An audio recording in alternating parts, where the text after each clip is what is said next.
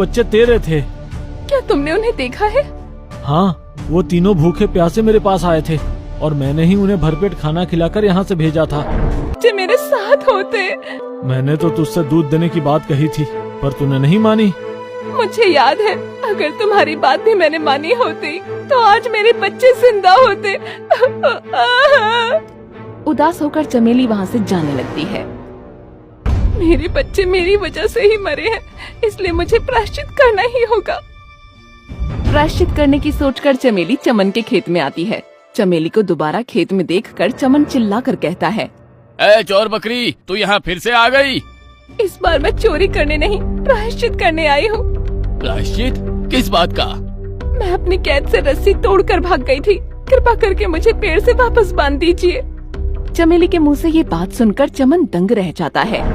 उस दिन मैंने आपके खेत में चोरी की थी, इसलिए आपने मुझे पेड़ से बांध दिया था। हाँ, परंतु अगर उस दिन मैं आपके खेत से मेहनत करके घास लेती तो क्या आप मुझे पेड़ से बांधते? नहीं। उस दिन मैंने चोरी की थी, इसी कारण मेरे बच्चे आज मेरे साथ नहीं हैं। तेरे बच्चे तेरे साथ नहीं हैं? क्या मतलब? वो भगवान को प्यारे हो गए, इसलिए अब मैं जीना नहीं चाहती।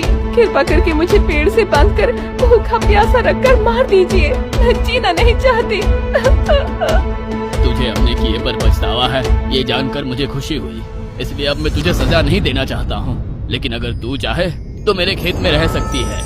अब मैं जीना नहीं चाहती। अगर आप मुझे सजा नहीं देना चाहते तो मैं कहीं और जाकर अपना जीवन समाप्त कर लूंगी।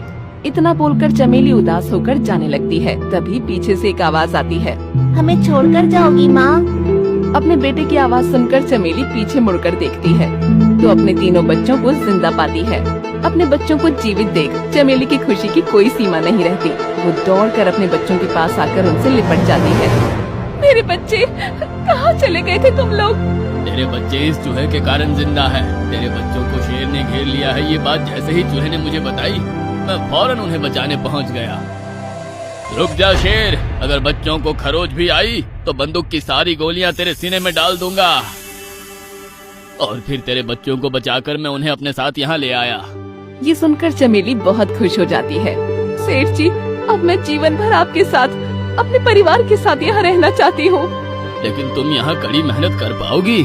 मुझे पता चल गया है अब कि मेहनत करने वाला कभी भूखा नहीं मरता। माँ, हमें खुशी है कि अब तुम्हें मेहनत की कीमत समझ में आ गई है।